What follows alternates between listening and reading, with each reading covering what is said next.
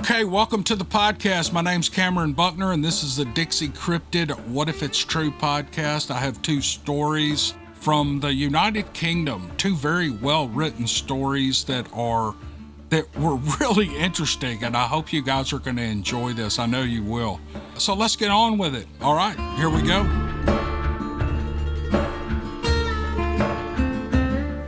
In 1994, in Devon, southwest United Kingdom, I was walking home from town one evening with just a bit of starlight to light my path. I'd walked this stretch home many times and didn't need a light to find my way. The road was a deep, sunken, rocky track leading up a steep hill that led to the farm. It was an ancient bronze-aged roadway known as a hollowway, probably one of the oldest roads in the country. The surface was bumpy and uneven, constructed with stones that had moved out of place over the centuries. Jogging or even walking at a fast pace could result in a turned ankle or worse. But I was light-footed and agile in those days, and I was not worried about stumbling. I walked on to the farm, an hour away, when I saw something unusual in front of me in the middle of the road. Without much light, I could only make out the contrast of a figure against the dimly reflective rocks and stones that made up the road's surface. I could hear it huffing slightly as it dug into the road and flipped large rocks over. I immediately stopped still and strained my eyes to try to identify it. My first impression was of a person in a black cape crouching down with its back toward me. It seemed to have a pointed head shape like a hood or a witch's hat. And when I saw what looked like a long sweeping tail, I thought it might be a large black cat like a leopard. That would be quite out of place in the Devonshire countryside. At this point, the thing was only 20 feet in front of me, and it seemed to have its back to me and hadn't noticed me yet. Not knowing what the hell it was really spooked me, and I decided to go around it by leaving the track via an open gateway to my left. Now this led up to a narrow strip of land that ran parallel to the roadway, the old Norman quarry where they got the stone for our local castle. But as soon as I got up there, I cursed myself for doing it, because the only way out of that piece of land was back onto the road further up. And by the time I got there, I would be in front of this thing, and it would surely see me then. I stood there for a while and listened, still hearing the rocks turning and soft huffing breathing. The road to my right was 8 feet below me, and I walked a few steps and heard the rock sounds stop. And then the creature's low breathing came level with me, and I moved forward a few more steps, and it did the same. It was pacing me, and fear rose in pinpricks up my neck and into the back of my scalp. Soon I would have to drop back down into the road to continue forward, putting me far too close to this thing. I stood still for some time, getting up the courage to face my fears before jumping down into the road, and when I landed, I faced downhill into the blackness of the thick sycamore tree cover in the direction of the creature. The place where I re-entered the track was open, and there was light enough to make the road below look pitch black where it went under the trees. And I stared into that darkness, and when nothing moved, I began to relax, and I thought I had averted disaster. And then a deep rumbling growl traveled from the darkness to my ears, and all hope was gone. And without thinking, I picked up a rock. I don't want to fight, but I will if I have to, I threatened with a shaking voice to the creature hiding in the darkness. The growl continued, but the entity didn't come closer. I turned and began to walk up the hill toward home. I never turned my back fully to the darkness behind me. I felt it near, and I knew it was following me.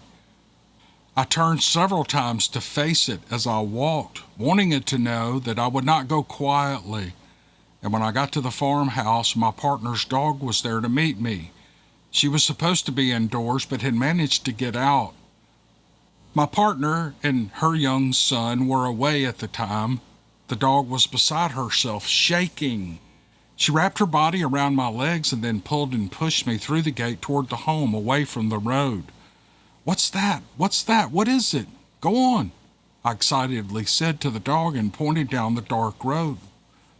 Now, normally this would send her flying off fearlessly, chasing shadows and hints of animal life even at night. But this time, though, she never budged. She stayed pressed against my legs, refusing to even look in the direction from where I had come. I had never seen her act like that, and her behavior convinced me that I wasn't imagining the danger that I knew was there. I took her inside and pulled up an armchair, and I sat with the open door and the electric light pouring out into the farmyard, and I stayed there until first light and the dog by my side. The entire night, neither of us took our eyes off of the doorway. Sometime later, and not too far away, I found a cave in the woods. It was inaccessible and heavily fenced off, probably for safety. Whether to keep something from going in or to prevent something from coming out, I never knew. The place is labeled on old maps as a lead mine, but I think it's a natural cave that was worked on by men in medieval times. The cave entrance is a steep, muddy slope going down and around to the left. It was free of plant life and padded down smoothly as if something large had been using it on a regular basis. I walked a little way down the slope and I was hit by a horrible smell, a rotten, deathly stench sharp with ammonia. That alone filled me with terror, and I was out of there in a flash. I must have jumped clear over a double 5-foot barbed wire fence and a holly tree because I was in the field bordering the woods before I knew it, and I didn't remember the climb out at all. Now, I never went back there, but later I heard of 2 male lions that had escaped from a private animal collection. They were never found. One was seen in that area, and a farmer there was losing 50 turkeys at a time. The area where I live is full of unexplained phenomena and events, much of it too crazy to believe. And that particular section of the road that I was on is famous for spooking people, and I know some who will never walk it alone at night. I wanted to believe that it was a lion that was stalking me, but knowing some of the strange things that have happened here, I couldn't help but think that it may have been something even more sinister. I want to say that I really enjoy the Dixie Cryptid podcast. The stories are always enthralling and beautifully read and atmospheric. I wish I could report a Bigfoot sighting and equally thrilling story, but as a 58-year-old man from West Sussex, England, Bigfoots and cryptids are a bit on the ground.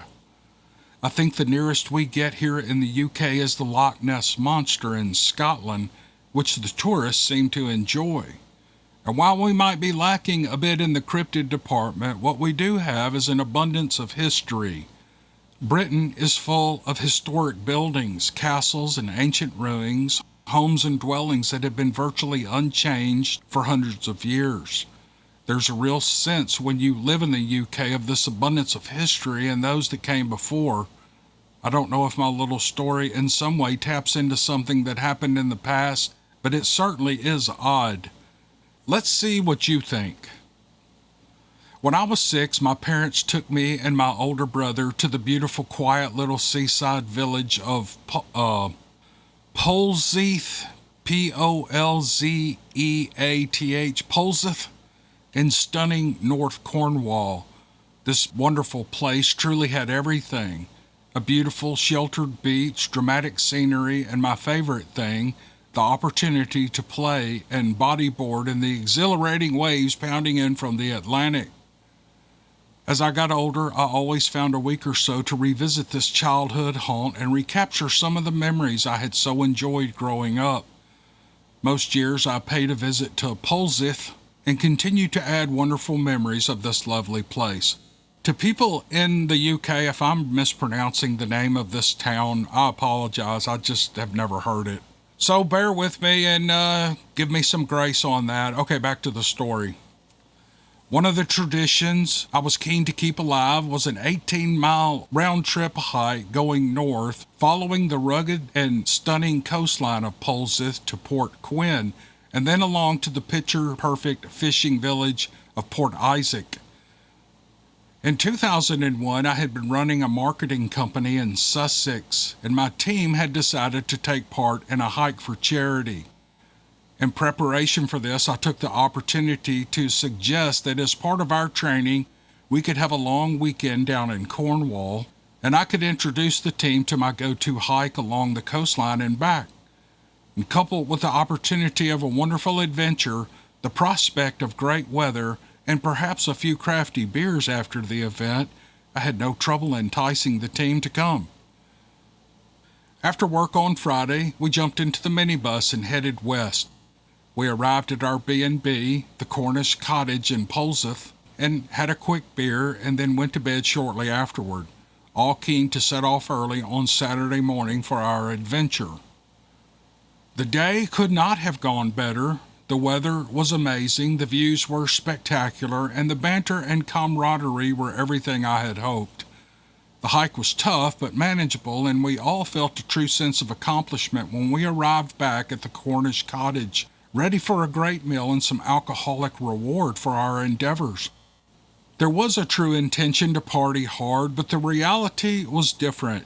One by one, everyone started to yearn for their beds, and they left the food and half-drunk pints on the table, and still, it was a perfect day and a well-deserved rest to savor. That night, I was sharing a room with my business partner, Graham. We had 2 single beds, 1 toilet, a shower, and not a lot else. It was fit for purpose and cheap, and it was comfortable. I think I must have been asleep before my head hit the pillow, and I went spark out. In the middle of the night, I was suddenly awake and freezing cold. It had been a warm day, so I had just gone to sleep in my underwear. I felt the duvet on me, but I sensed something wasn't quite right. As I became more conscious, I realized that the mattress I was lying on was absolutely wringing wet. It was like water had in some way erupted from beneath me, though the duvet on top of me felt relatively dry.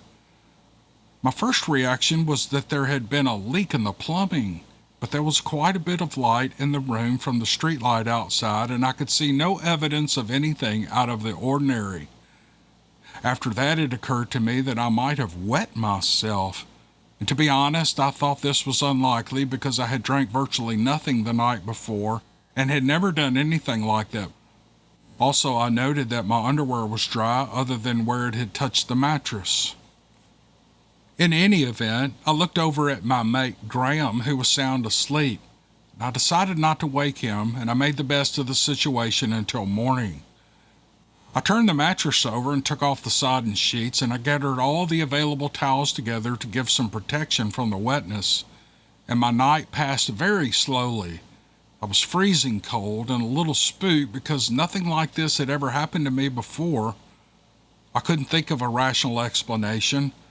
All I knew was that somehow a whole lot of water had miraculously appeared from nowhere, and I didn't know how or why. As soon as I thought it reasonable, I gave Graham a kick and I told him about my nighttime experience. He said he had woken up at some point and noticed my makeshift duvet situation, which he had thought was strange but was funny.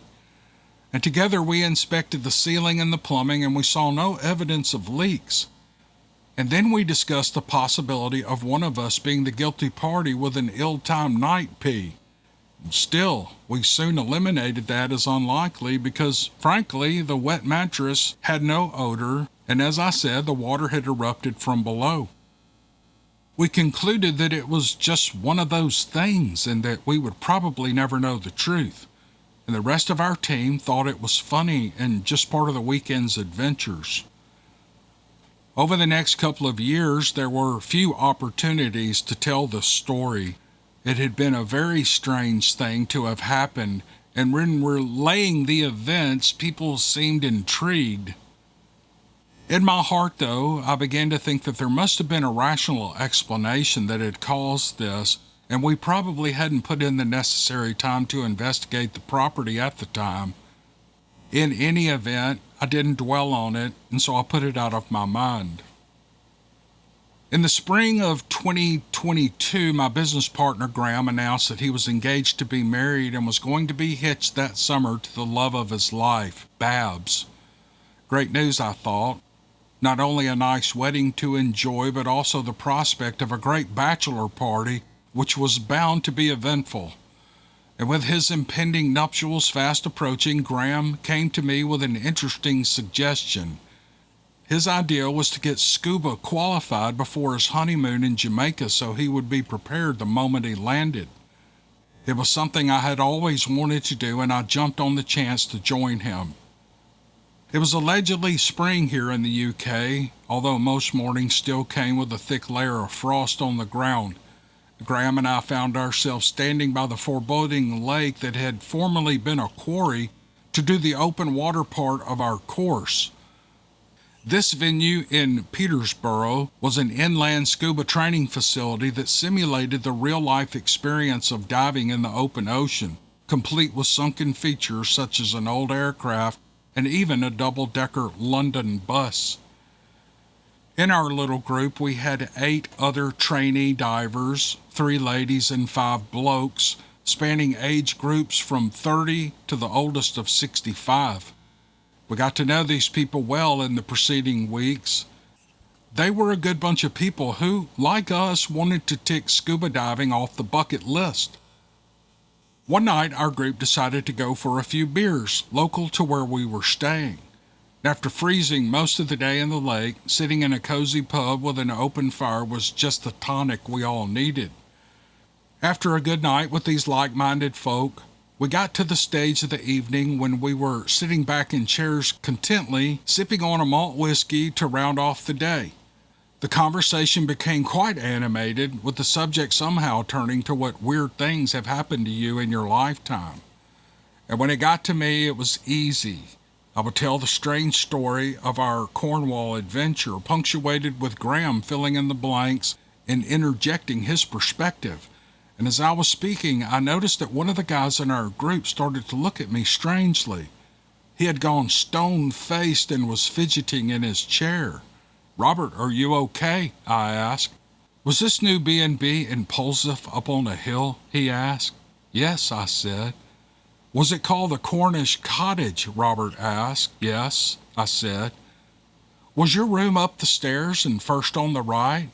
"Yes," I said, growing curious.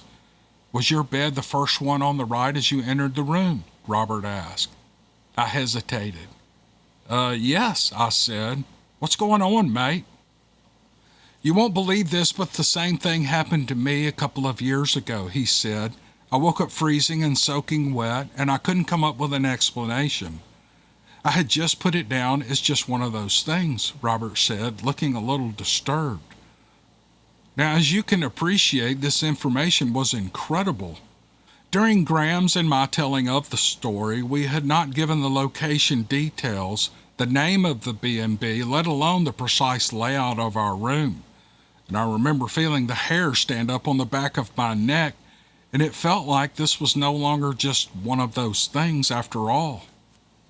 In the following years, I have told both sides of this story many times and have had no need to embellish it in any way.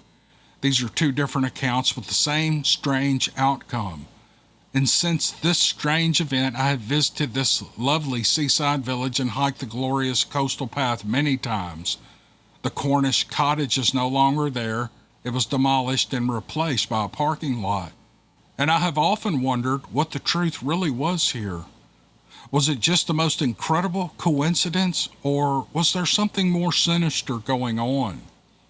And on beautiful, sunny days, I would be hard to imagine anything ghostly going on in Polzeath. But in the heart of winter, with the waves crashing over the craggy coastline, you can easily imagine a very different world. The Cornish coastline is littered with wrecks and tales of seagoing folk who have met their untimely deaths at the hand of a very cruel sea. And perhaps my experience was just one of those things, but I suspect not. Thanks for joining me on this podcast. I love getting these stories from my friends in the United Kingdom or anywhere in the British Isles or Europe. I really enjoy reading the stories from different places. I've gotten stories from all over the world, actually. And I know there are some places that I haven't gotten stories from.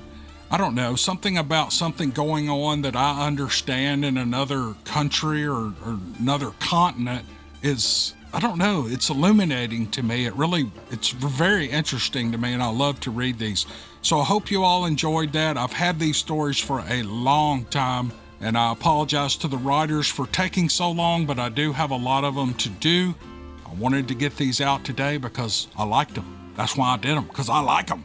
All right, you guys have a good day, and we'll see you on the next podcast. Thanks.